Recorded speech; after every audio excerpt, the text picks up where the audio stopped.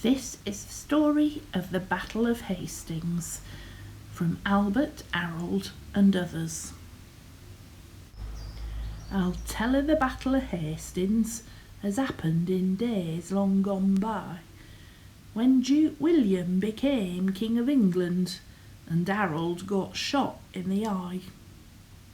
It were this way: one day in October, the Duke, who were always a toff, having no battles on at the moment, had given his lads the day off.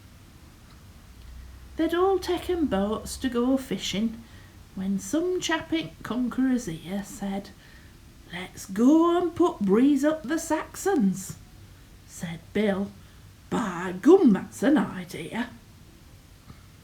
Then turning around to his soldiers, he lifted his big Norman voice, shouting, "Hands up, who's coming to England?" That was swank, 'cause they hadn't no choice. They started away about tea time. The sea was so calm and so still, and at 9:45 the next morning they'd arrived at a place called Bexhill. King Harold came up as they landed, his face full of venom and hate. He said, "If you've come for regatta, you've got here just 6 weeks too late." At this William rose, cool but haughty, and said, "Give us none of your cheek.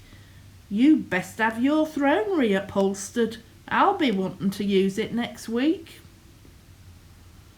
When Harold heard this here defiance, with rage he turned purple and blue, and shouted some rude words in Saxon, to which William answered, "And you?"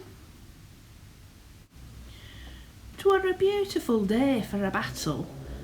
The Normans set off with a will, and when both sides were duly assembled, they tossed for the top of the hill.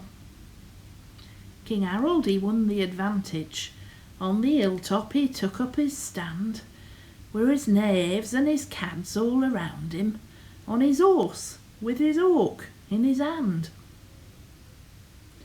The Normans had nought in their favour. Their chance of a victory seemed small, for the slope of the field were against them, and the wind were in their faces and all. The kick-off were sharp at 2:30, and soon as the whistle had went, both sides started banging each other till the swineherds could hear them in Kent. The Saxons had best line of forwards, well armed both with buckler and sword, but the Normans had best combination, and when half-time came neither had scored. So the Duke called his cohorts together and said, "Let's pretend that we're beat. Once we get Saxons down on level, we'll cut off their means of retreat."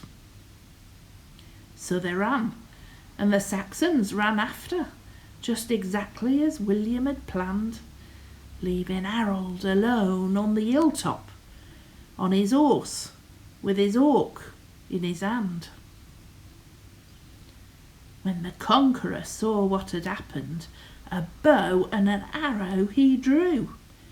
He went right up to Harold and shot him. He were offside, but what could they do?